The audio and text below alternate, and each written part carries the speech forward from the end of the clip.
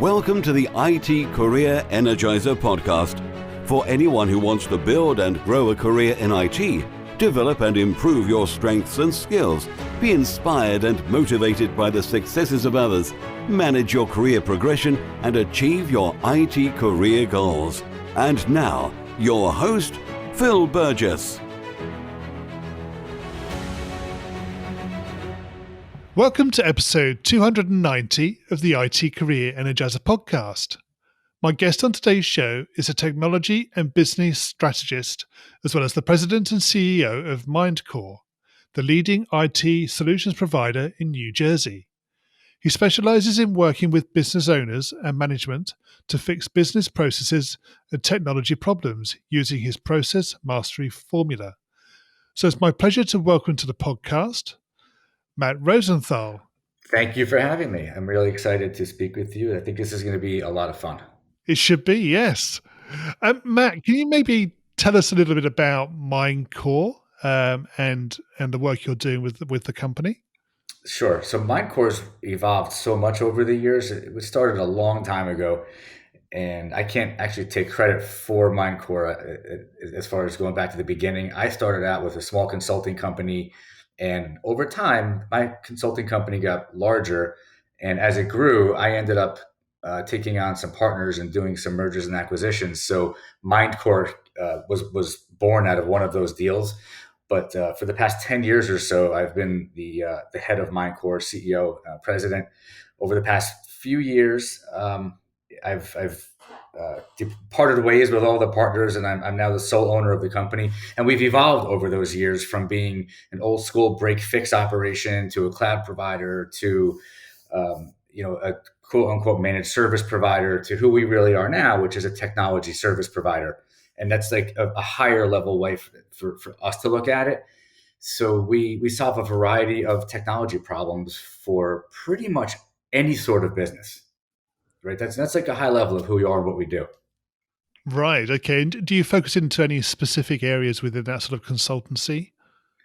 We don't, although I've thought about it and we've kind of pursued that over the years. The reason is everybody that we deal with, every type of business that we deal with, they all kind of have the same problems, and we solve most of those problems with some version of similar solutions. So I find that most businesses are businesses. They have different services, but under the hood, they really have the same technology needs, other than, of course, some specialized software or something special. Like if you're a hedge fund, you might need something different for sure than if you're a doctor's office, but you still need the same basic foundation. So I kind of stopped looking for niches, and it's worked well for us. We've got a really good reputation as a service provider for any business who is sort of aligned in their thinking. As long as we think the same way about technology, then we'll work well together. Yes, that makes sense. And presumably, if you do come across any specifics, you have relationships and contacts that can actually help you out if required. Absolutely. Yeah, it's been a long time. Been in the business for a long time. There's a lot of those types of relationships. Yes. Good. Okay.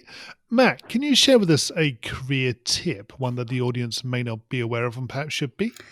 I can share with you about 100, but I'll give you just one. This one is something that comes from my own experience, and as a technician early on, not a business owner, and as a business owner now, from having so many over the years different technical people coming and going, I would say put your ego aside.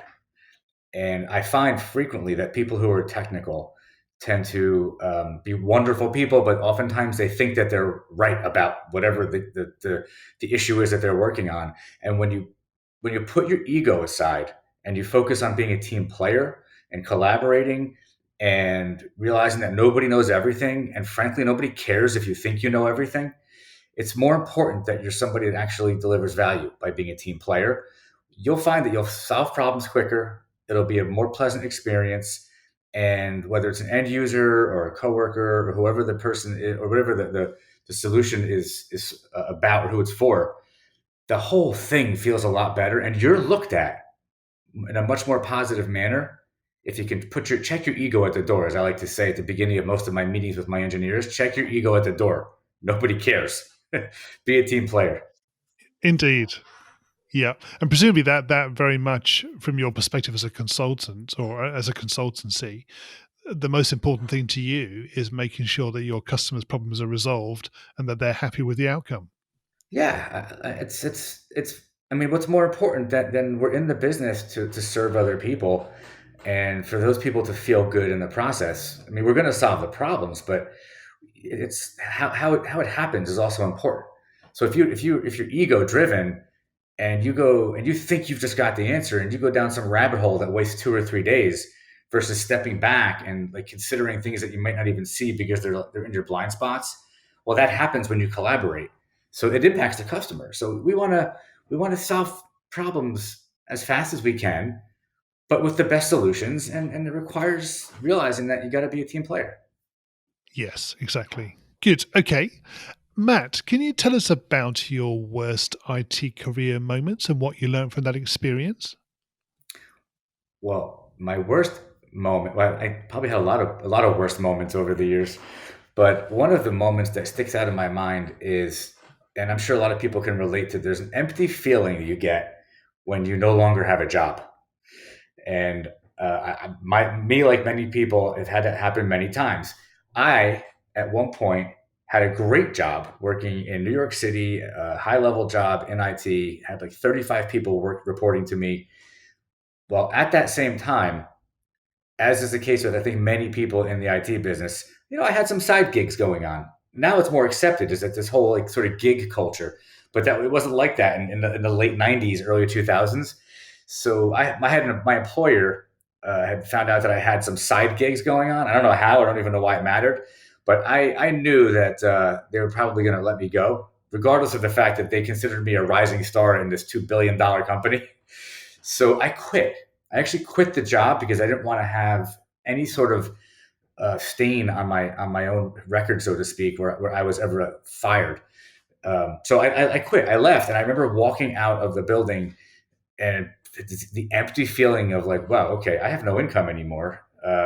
I'm married. I have a child on the way, and I have no income other than my side business. So I better go make the side business work. So there's a happy ending to the story, which was that the side business that I'm talking about is a present incarnation of Mindcore. I mean, if I didn't have that happen, I wouldn't be here talking to you right now. Indeed. Yeah, exactly. Yeah, I mean, just going back to the point about employment contracts in particular, I think it was pretty much um, standard at the time that it would typically be written into a contract that you couldn't do additional work outside of the company that you were contracted for employment to. I presume that was the same with the US. It probably was in there. It never got that far, but I'm sure I'm sure it was in there. Isn't it funny though how now it's like, at least here in the U.S. I think it's part of the culture. Like you're supposed to have side gigs or the side hustle, I guess that this the generation calls it. I'm sure everybody that works for me in my company, I don't ask them. I just assume they all have a side hustle, and it doesn't matter to me as long as they're impacting our customers and they're showing up and giving it their best every day. What do I care? Make as much as you can, enjoy. Good. Okay, Matt, can you tell us about your career highlight? Uh, I think I've had a lot of really high highs and some low lows. Um, I think that for me, what feels the best is not necessarily a technical highlight, but I get the most thrill out of the feeling that you get when you help other people. I mean, I was a volunteer fireman for like 15 years, and you're working for nothing and just giving that because you want that feeling you get when somebody is being helped. So for me, I've had many companies that I've helped start them from the ground up, at least for me, technology wise. And there's one company that comes to mind who is still one of my largest customers. They right now are one of the largest PR companies in the U.S. And I started there when they went into business. I helped them, and I built their infrastructure from the ground up. They only had a few employees. It was a very well known publicist, nationally known publicist, who left a large company to start her own thing. And through a whole other separate story for a different call, she found her way to me and said, "Can you help me get this thing going with the IT?" And what I was able to watch was little by little by little, her build that business and expand 10 employees, 20, 30, 50, 80, 100. And I was able to be there to ensure that she never had to think about her technology. And I was the strategic advisor that she needed. I knew where the business was going. I was, I mean, we talked about it a lot. I knew what they were trying to achieve. I knew how big they were trying to build it. And I was there the whole way to watch her and her partners build this company. Those are highlights for me because they might not look at it like we couldn't have done it without Matt and his company. I know that they couldn't have because they needed what we did to create the foundation for them to have back in the day their Blackberries working while they were at the what are the movie awards, the Grammys or the Emmys, whatever the movie awards are, the Oscars. So that's very fulfilling for me because I know underneath the hood, it's like you have a race car and the race car wins the race, but the mechanics under behind the scenes don't get the recognition. Well, we built the car from the ground up, and that's why they're winning the race. One of the reasons. So that's very fulfilling for me. And they were actually purchased by a public company, and now that public company is my customer, and they've got 6 other companies that are underneath their their umbrella. So it's that whole story is still going on, it's still growing. Yep.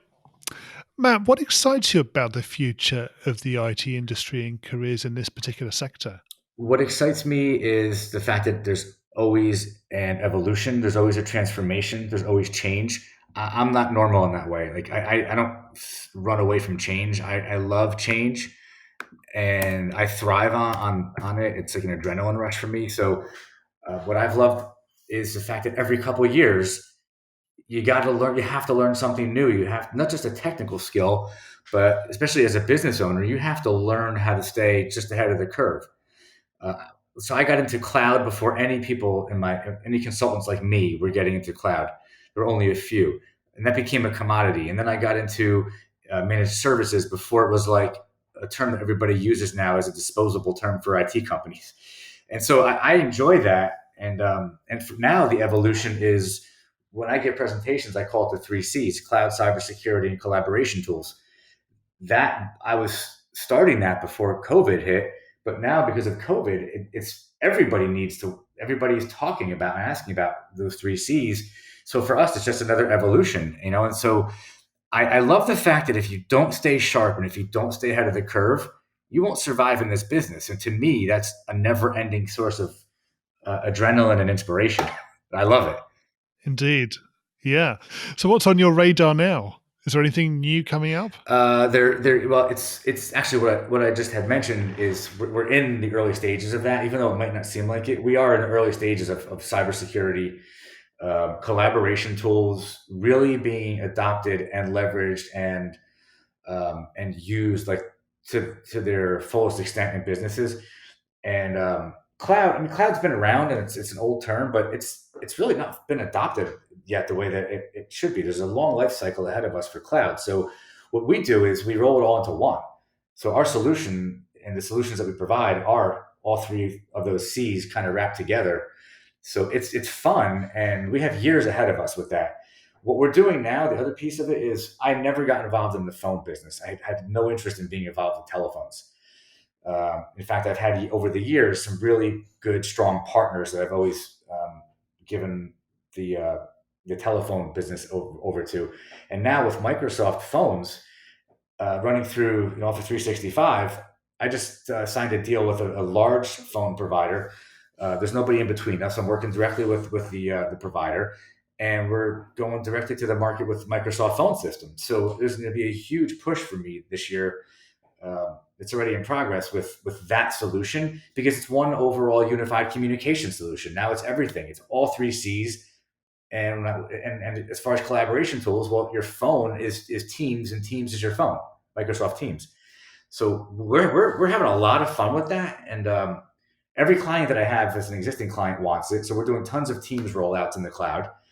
And as far as my social media and my own marketing and my own podcast, I mean, there's a lot of activity coming up in Q2, 3, and 4 of this year. So in case you can't hear it in my voice, I'm having fun with it. It's a lot of fun. Good. Well, sounds like you've got plenty on your plate and lots to look forward to. Yeah, it's a lot. It's good times. It's fun, and I hate to say it's good times because it's right now it's not socially acceptable to say that you're doing well, that it's good times. But I'm proud of the fact that I've built and run a really good, healthy business that has made it through this whole experience the past year, and we're actually stronger now than we were when we entered it a year ago. Yeah, that's good to hear. You know, Definitely. Okay, we're going to go into the reveal round now. We're going to find out a little bit more about you and the way you think. Are you ready for this? sure. So, what first attracted you to a career in IT? I fell into it. I didn't know anything about computers. I had an opportunity to make some money, and I jumped at it. Yeah. I didn't even know what it was, but once I got in, I loved it. Yeah. What is the best career advice you've ever received? Attitude is everything, and it's the truth. You have a positive attitude. More important than knowing your technology. Have a positive attitude. Yes. And what is the worst career advice you've ever received? Hurry up and get it done. Yeah. Because you can't rush through things. You gotta stop and think and make sure that you're doing it right. And if you hurry up and get it done, you'll end up doing it 5 more times. Yeah.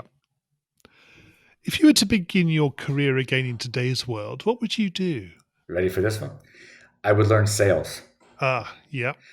I would learn sales because everybody is always selling everything. And when you're doing IT support, it doesn't matter whether you fix the problem or if you anything in technology. When you're dealing with people, it doesn't matter if you solve somebody's problem right now or not. What matters is how they feel and how you feel and how the interaction goes. And you have to understand other people and their emotions, and that's sales. Yeah. Do you count marketing as part of that, or is that distinctly different? I, I look at it as, well, I mean, they're connected, but marketing is a different set of emotional processes. Sales is convincing somebody else to go along with your line of thinking, and not in a manipulative way. You're trying to get your beliefs and your thoughts and your feelings across to somebody because you want them to agree with you. Well, if I'm trying to solve a problem for you and it's not going well and it's taking an hour longer than it should, if I can maintain your emotional state in a good positive place while I'm doing the work and I'm aware of that, I'm still doing a sales job. I'm still keeping you thinking what I want you to think while I'm trying to solve your problem so that you're not having a bad experience. It's sales. Yes. And what career objectives are you currently focusing on? Personally, I'm focusing on growth, obviously, personal growth, learning more, advancing my own skill set, and obviously financially, growing the company. I'm very dedicated to the people that work in my company. I consider them my work family, and I feel responsibility to them, to their own families, for their medical insurance and their salaries and their roofs over their heads. So for me, it's growth in all of those ways. Yeah.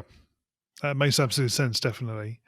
And what's the number one non-technical skill that has helped you in your career so far? Emotional IQ, emotional intelligence. Yeah. Uh, Yeah. Number one, most important skill, I think, it goes back to taking sales to the next level. It's emotional intelligence. It'll serve you well. It will. And what do you do to keep your own career energized? I happen to be a very driven person naturally, and I have a tremendous amount of curiosity, and like there's just sort of no end to how far I can take things. So what I do is I just make sure that I remain goal oriented and that I don't just have goals, because goals without actions are nothing more than a dream.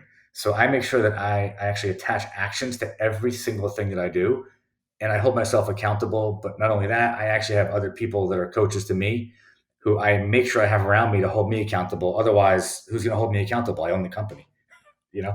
Absolutely. Yes. Yes. And what do you do in your spare time away from technology?